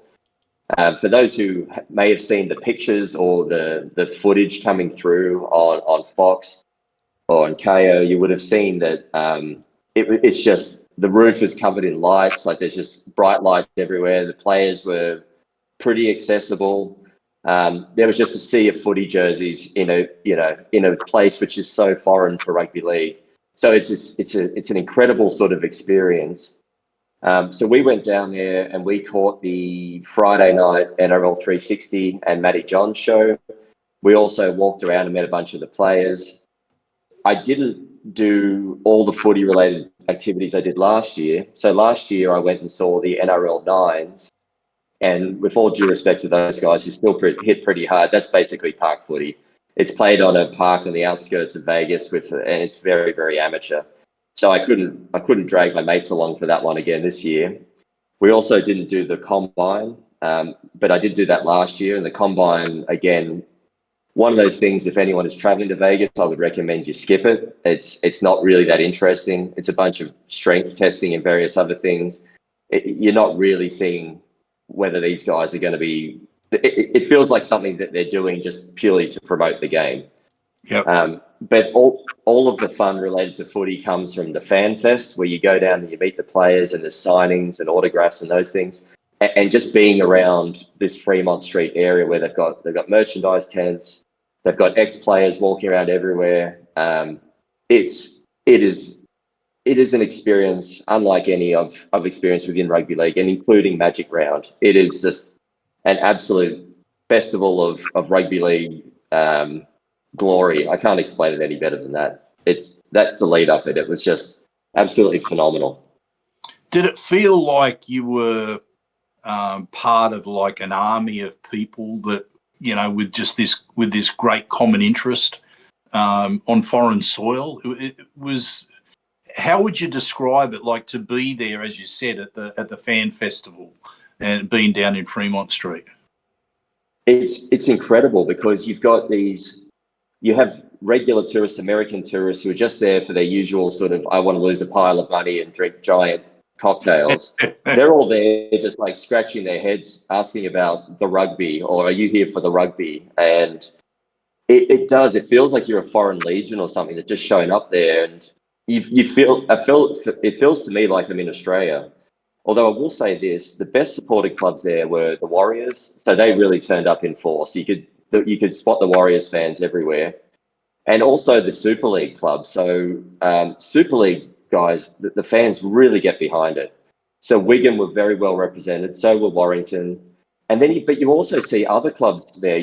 I saw Salford supporters. I saw Widnes supporters. I saw all these clubs there being represented by groups of 20, 30, 40, 50 people, all there just on the piss singing songs. It is an incredible sort of, I guess, confluence of all these different footballing cultures coming together. And I can only say, for anyone who has the means and the time to get there, it's something you just have to do at some point as a rugby league fan, if you have the financial capability to do it, because it's having grown up in the Parramatta area, and, you know, football to me, rugby league to me, or the NRL or New South Wales Rugby League or whatever it might be, is something very different to this experience. This is, it's out of this world in terms of what they've pulled together there.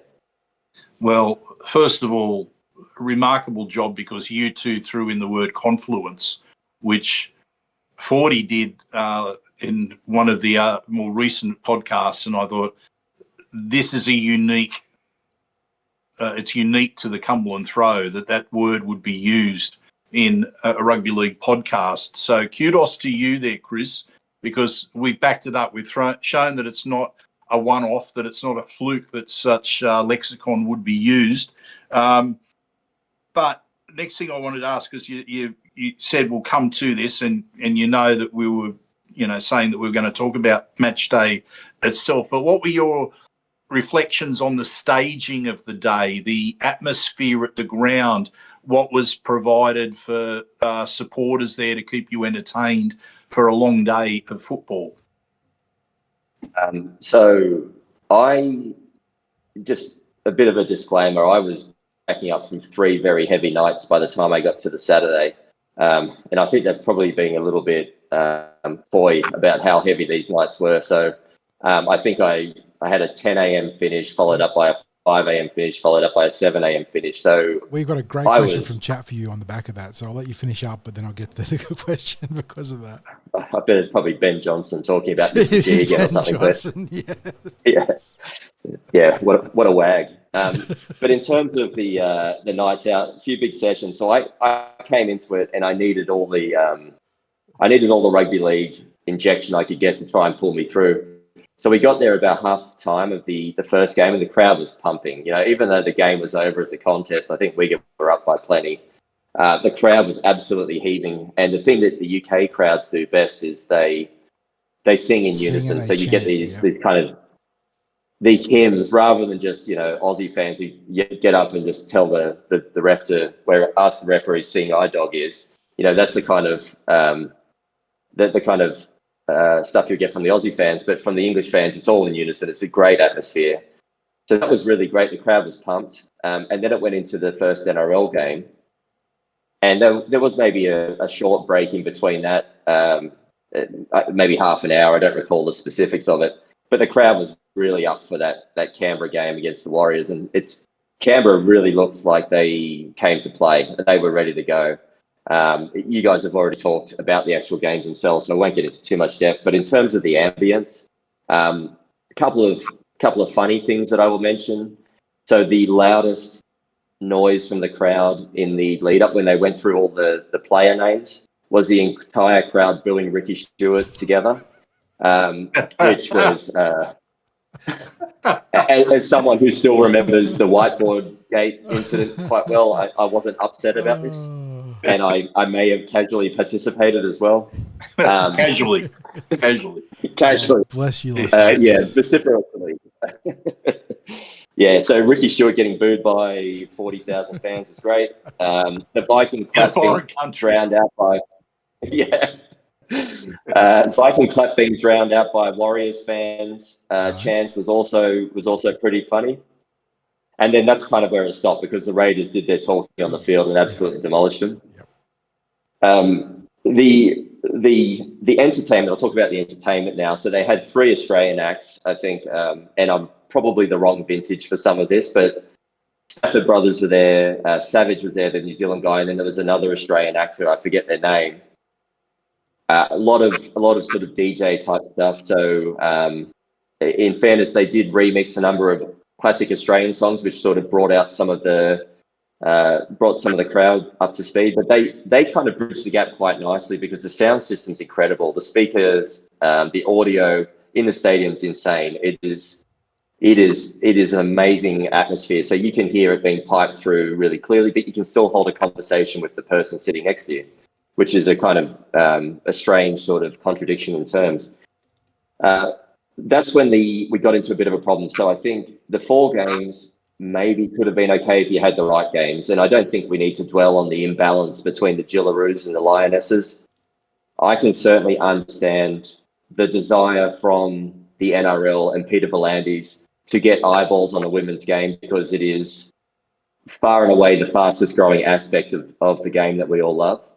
And so the NRLW has been an incredible success, and that continues to go from strength to strength. I think, unfortunately, this is probably just the wrong women's game, because you basically had kind of like Parramatta against Melbourne last weekend. You kind of had amateurs up against full-time professionals. At least that's what it felt like on Sunday.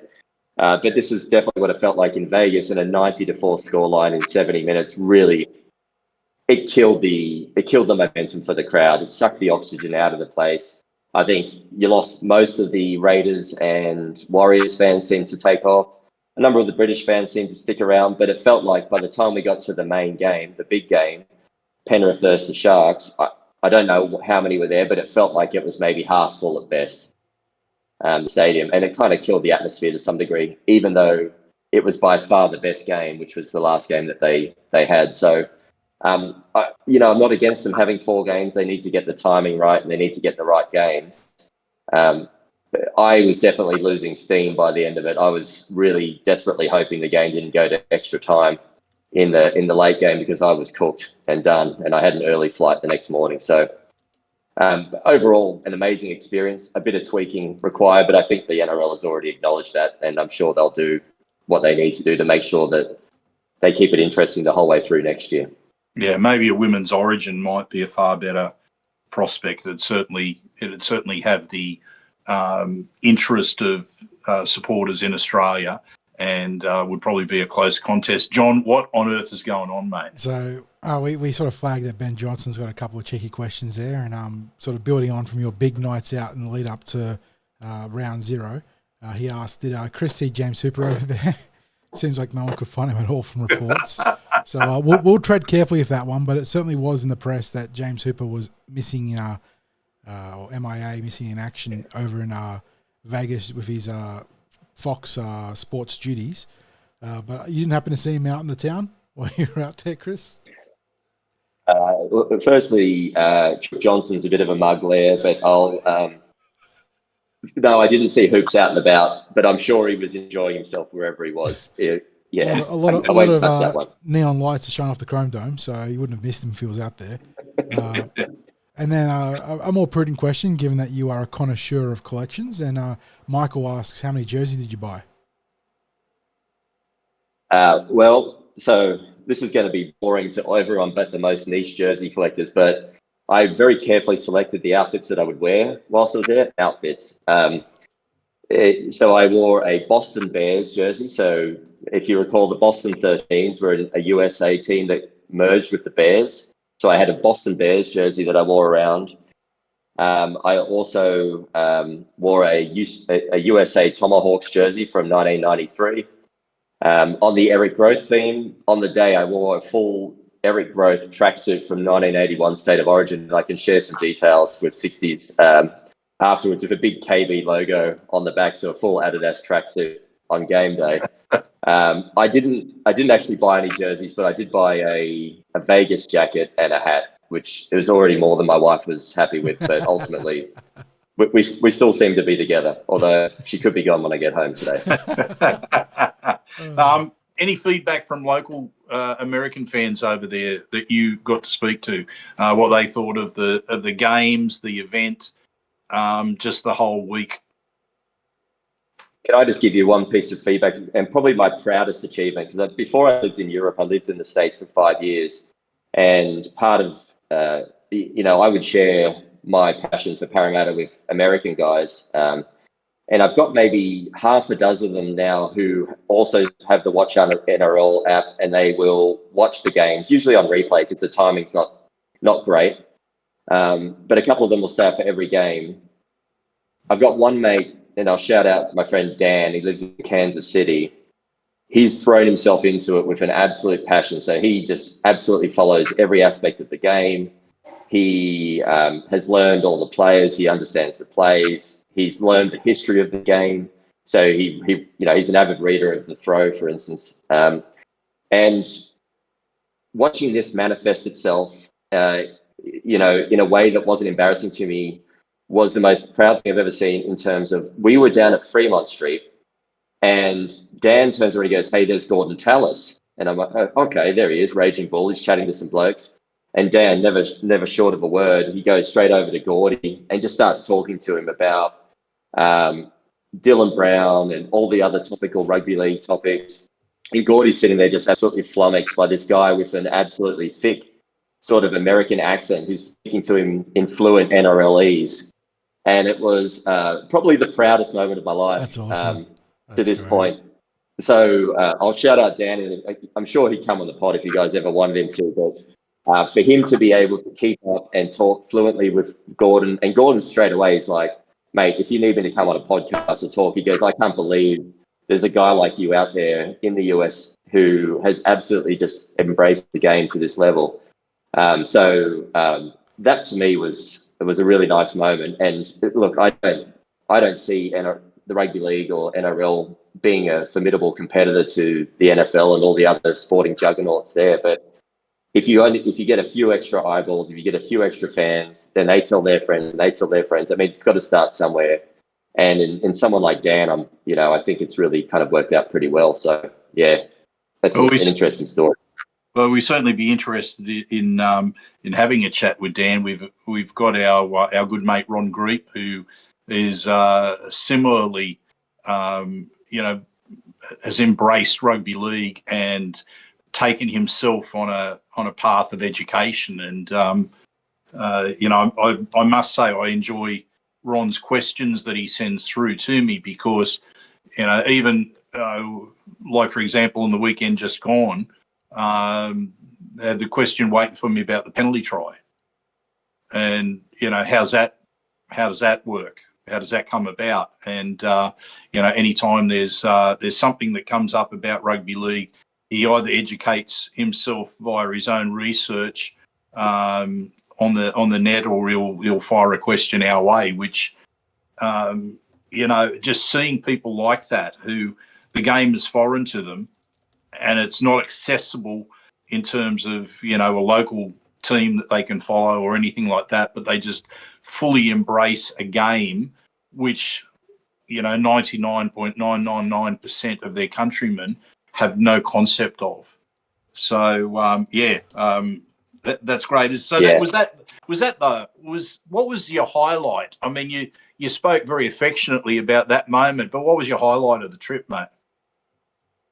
I would say it's, well, on a non-rugby league related aspect, it's, you know, there's a group of 10 to 12 mates who fly in every year from all over the world, expats like me or local Aussie guys, just getting my friends back together. It's a chance for us to meet on kind of like a neutral ground and to talk about something that we love.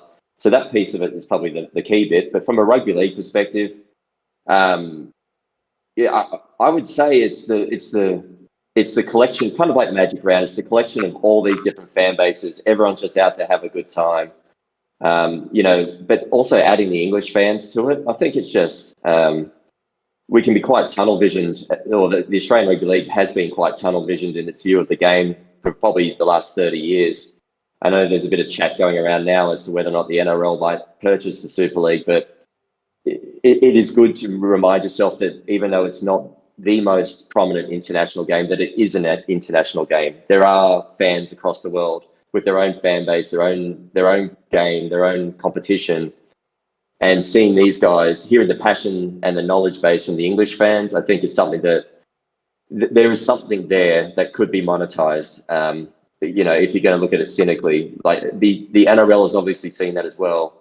How they go about doing that, I'm not sure, but that's my favorite part, is talking to people I've never met before and having a common thread, a common language that you can speak. And that, that's kind of why we do it, right? So it's, there's tribalism in the game, but also at its core, we're all NRL fans, and most people were just absolutely civil to each other and having a great time and a few drinks and a good laugh. It was awesome. That's really a great advertisement for the game too. I mean, you know, to the American market, and we know that there's not going to be huge inroads into the American market, if at all. But, you know, surely for the Americans that are there who are curious, to be able to see, as you said, like this confluence of fans of, you know, from different clubs and what have you, have come from other countries, to have that common love and to be there in such numbers, and seeing, you know, whether it's people from England, from Australia, some local fans over there, Pacific Islands, all the people that have come there to watch the game of rugby league because they're passionate about it, and to be such a great massive collective of people despite their different allegiances. I think that's such a terrific selling point. What do you think needs improvement in the event?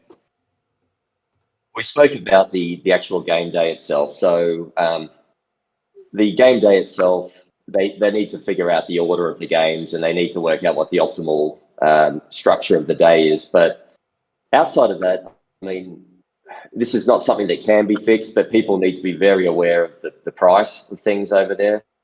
This is not a cheap trip. You can do it cheap if you want to stay off the strip and you want to stay, if you don't want to drink and you don't want to do shows and you don't want to do any of those sort of things, which I think most rugby league fans would probably be more inclined to party a little. So you got to be prepared that it's going to cost you a bit.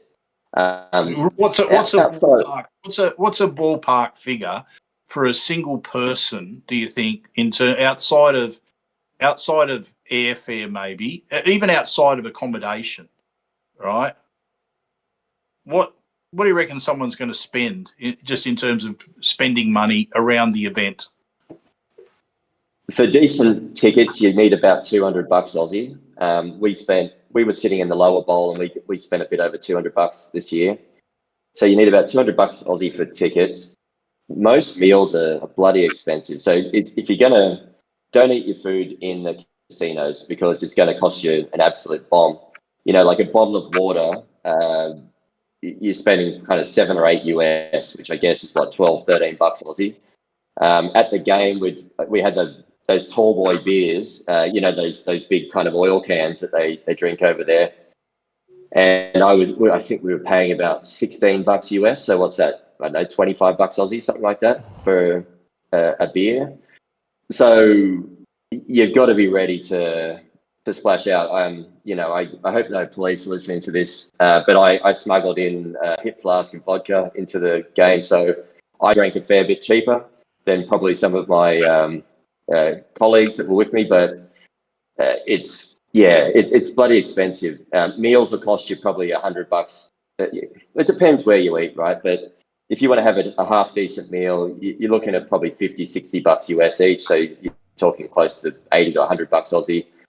You've got to be ready to probably spend, if you're going for a week, you've got to be ready for in the realms of at least $5,000, maybe closer to 10, depending on what you want to spend there. And the merch is bloody expensive as well.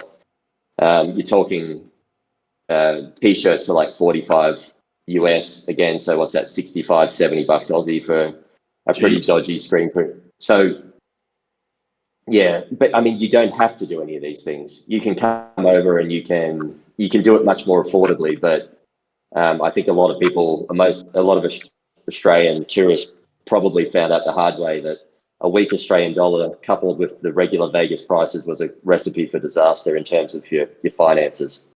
And I guess, look, I think it's a relevant question to ask for Australian supporters, for Parramatta supporters especially, because as you pointed out, they get almost guaranteed they're going in the next 2 years, and a strong likelihood, according to the Mail, that they will be part of next year's setup there. I mean,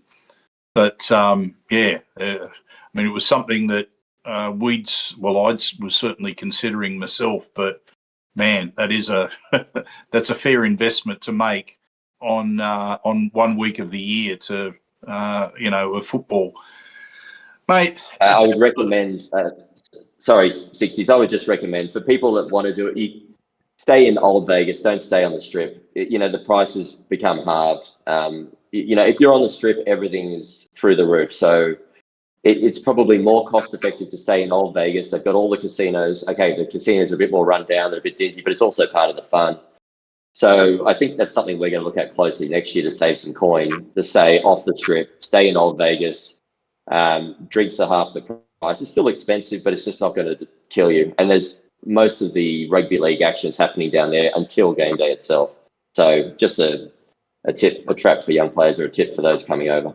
I think it's great advice, mate. Well, fellas, I think that just about wraps up another podcast, another long one by the looks of it. John, what do we come in at, roughly? I think we're looking at my recording here. It's about an hour 48. So we certainly find a way to prattle on and ramble on, but there was a lot to talk about between the Dylan Brown saga sort of going on and what the next move for Parramatta is, alongside the fallout from that Sunday game against the Melbourne Storm. So there was a lot to talk about, and then we obviously got a great debrief on Vegas from Chris. So, I mean, I can't speak for our listeners or our watchers, but I certainly managed to stay tuned in the entire time, and that's pretty good because I can drift off. So, it's all right. Well, mate, I actually can't believe how quickly the time has passed. Yeah. So, yeah. I feel like that's the start of the ramble that happens at the end of a program. We've come to this point. I can't believe the time has passed, blah, blah, blah, blah, blah, blah. But that's where we're at. So a shout out to our sponsors, Star Partners Real Estate, Auburn, Narellan and Parramatta. To everyone who's tuned in tonight, thank you so much. If you've stayed with us for the entire time, absolutely brilliant. We really appreciate that. The numbers that are joining us on YouTube now are growing. That was the newest platform for us, and it wasn't huge numbers before, but we're starting to get people joining us, and we're really appreciative of that. We're going to keep the live content coming now. Now that we dipped our toe in the water and showed our faces, we'll keep doing that. But of course, if you want to do this on a catch up, we will still keep posting it on the platforms. Again, mention Parramatta Leagues Club, their support of the junior content that we have on the Cumberland Throw, and the fact that it is the home of the Eels on both home games and away games, but we will be there for the home games. We just got to fine-tune what time we'll be on this week because we're waiting on feedback about who the legend will be and the time that they will be available to join us in Parramatta Leagues Club. Chris, really appreciate your time today all the way from Austria, and we look forward to your next turn on the Cumberland Throw. This certainly won't be your last as far as we're concerned. We'd like to keep bringing you back. Reminder that Chris does the Off the Cumberland Fence posts on the Cumberland Throw. Very good words. We just got I think a couple of positions to go on the greatest, the series of the greatest players. What are we up to? Three posts to go. 3 to go on that. Yep. It's been a very popular series. So obviously it's something that's resonated with our readers. And John, fine work again, mate. We got there. First news podcast live in the book, so we're doing okay. And I'm actually, I can't believe I'm going to say this because it's just inviting disaster upon us, but a minimal amount of technical issues. So we're doing okay. We're figuring this stuff out as we go, and we're doing all right. I'm not going to say anything because you know what my history is when I start to praise something or what have you. So, okay, fellas, thank you so much for tonight. Thank you, everyone, and thanks for joining us. See ya. Catch you guys. Thanks, boys.